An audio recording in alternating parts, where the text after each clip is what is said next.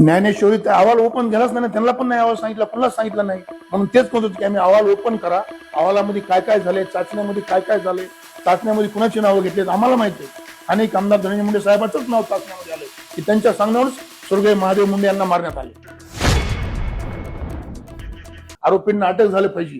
हे प्रकरण कुणा घडून आणलं, हे प्रकरण कुणाच्या म्हणण्यावर आलं. हे ब्रेन मॅकिंगच्या चाचण्या आहेत, ज्या ज्या चाचण्या झाल्या त्या चाचण्यामध्ये काय काय आलं हे सर्वसामान्य लोकांसमोर ओपन करावं असे महाराष्ट्राची आणि आमची आणि पळेच्या जनतेची इच्छा आहे.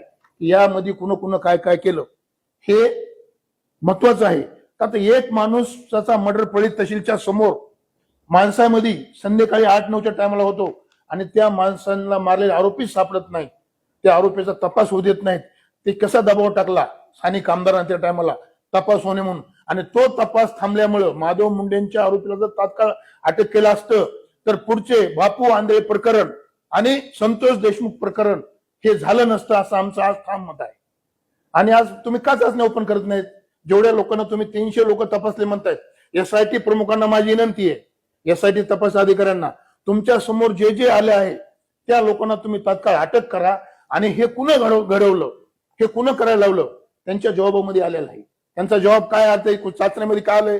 आम्हाला जी माहिती चाचण्यामध्ये आलेली आहे की हे प्रकरण आम्ही स्थानिक आमदार धनंजय मुंडे यांच्या सांगण्यावरून केलंय असं त्यांच्या चाचण्यामध्ये आल्याची आमच्याकडे प्राथमिक माहिती आहे. तर आमचं एकच म्हणणं आहे, जर यामध्ये स्थानिक आमदार धनंजय मुंडे साहेबच्या म्हणण्यावरून हे प्रकरण जर असेल तर SITला माझी विनंती, महाराष्ट्र मुख्यमंत्र्याला माझी विनंती की त्यांना 120 खाली स्थानिक आमदार धनंजय मुंडे साहेब यांना आरोपी करून तात्काळ आणि ज्यांची ब्रेन मॅपिंग झाली, जे चाचण्यामध्ये दोषी आढळले त्यांना अटक करावी अशी आमची प्रामुख्याने मागणी राहील. आणि जर ह्या मागण्या आमच्या पूर्ण नाही झाल्या, याचा जे ब्रेन मॅपिंगचे अहवाल जर ओपन नाही केला, यात आरोपी कोणी त्यांना अटक जर नाही केली तर आम्ही 20 तारखेनंतर सासरा आणि माहेर कनेरवाडी आणि भोपळा या गावच्या माध्यमातून आम्ही आमच्या भगिनीला स्वतः घेऊन रस्ता रोको करू, पळे शहर बंद करू.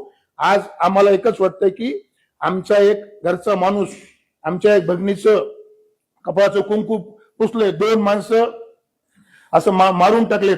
आणि आज तुम्ही बघितलं असेल, आज आमच्या महादेव मुंडेच्या छोट्या छोट्या मुलावर हल्ले व्हायलेत, त्यांना संरक्षण मागितलंय, आतापर्यंत का संरक्षण दिलं नाही?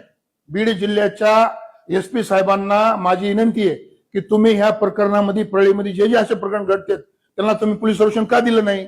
तुम्ही त्यांना पोलीस संरक्षण द्या, माझी त्यांना विनंती आहे.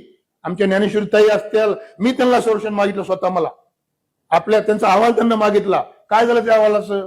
या प्रकरणामध्ये कोण कोण इन्व्हॉल्व आहेत हे फार मोठे लोक ह्याच इन्व्हॉल्व आहेत, पूर्ण राजकारणाच्या मध्ये जमले. त्यासाठी मी सर्व शासनाला प्रश्न विनंती माझी की ज्या चाचण्यामध्ये जे रिपोर्ट आले, चाचण्यामध्ये ज्या लोकांनी नावं घेतलीत की आम्ही हे खून महादेव मुंडेचा कुणाच्या म्हणण्यावर केलाय, तो लोकांना अटक झाली पाहिजे, ही माझी मागणी.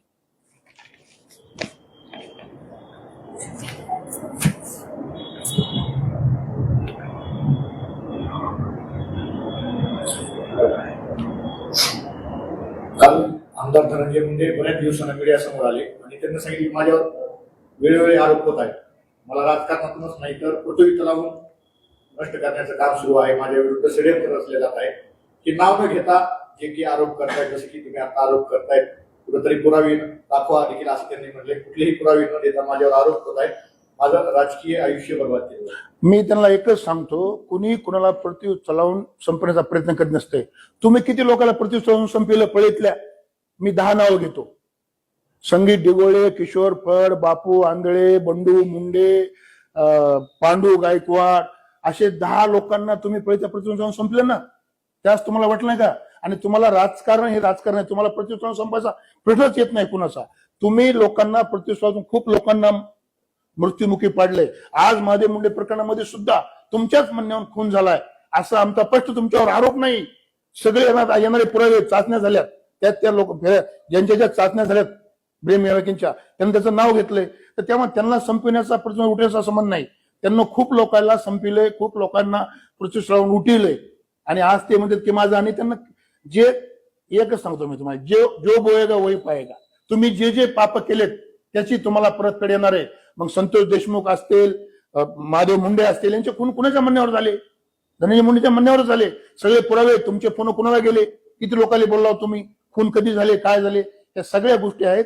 तर त्यांना कुणीही संपण्याचा प्रयत्न करीत नाहीत. त्यांना ज्या ज्या गोष्टी केल्यात ते आज एक एक गोष्ट बाहेर येते म्हणून त्यांना दुःख वाटतं. तरी तपास यंत्रणा त्यांना पाठीशी घालते का, त्यांना वाचवण्याचा प्रयत्न करते? आतापर्यंत पूर्ण तपास यंत्रणा पालकमंत्री असल्यापासून त्यांच्याच म्हणण्यावर चालवत होती. पळेचं पोलीस स्टेशन सगळे पोलीस त्यांच्या म्हणण्यावर काम करत होते. आणि आता पण एवढे खून झाले तर त्यांना कुठं काही झालं नाही. पण आज कुठंतरी तपास यंत्रणा SIT नियमाप्रमाणे काम करून त्यांचा कुठेतरी इन्व्हॉल्व ह्या प्रकरणात आलेले आहेत. संतोष देशमुख असतील, महादेव मुंडे असतील, तर त्यांना आज ते वाटतंय तुम्ही केलंय म्हणून तुमचे नाव आले. तपास यंत्रणा काही म्हणून नाव घेत नाहीत ना कुणाच्या. तपास यंत्रणा तुम्ही आतापर्यंत दाबून टाकल्या होत्या, त्यांना तपास करू देत नव्हतं. आज तपास झाले, तपास यंत्रणेमध्ये तुमचे नाव आले. त्यामुळे माझी आज बी स्पष्ट मागणी 120B खाली स्थानिक आमदार धनंजय मुंडे साहेबांना आरोपी करून आता अटक करायला पाहिजे. या संतोषभाई देशमुख प्रकरणामधील वकील असणारे वाल्मिक कराड यांनी महादेव मुंडे खून प्रकरणामध्ये आपल्यालाच आरोपी करावं अशा प्रकारचा त्यावेळेस तुम्ही एक स्फोटक दावा केला होता. मला आरोपी करावा असं धनंजय मुंडे यांनी पोलीस प्रश्नावर इथल्या PIवर सगळ्यावर दबाव आणला की महादेव मुंडे प्रकरणामध्ये राजू फड व इतर 5 लोकांना आरोपी करा. त्याचं कारण काय होतं, विधानसभा समोर होती आणि मी आदरणीय शरदचंद्र पवार साहेबांच्या पक्षातून उमेदवारी मागत होतो. माझी उमेदवारी निश्चित झाली.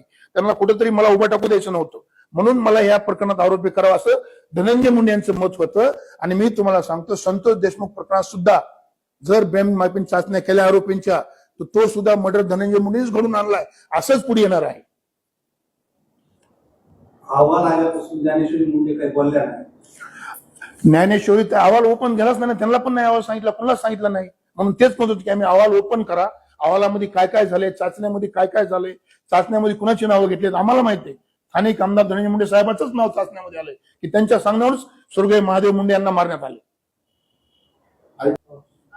यामध्ये आपण जे आरोप आता केलेला आहे की या सगळ्या परिस्थितीमध्ये धनंजय मुंडे यांचं नाव समोर येत आहे.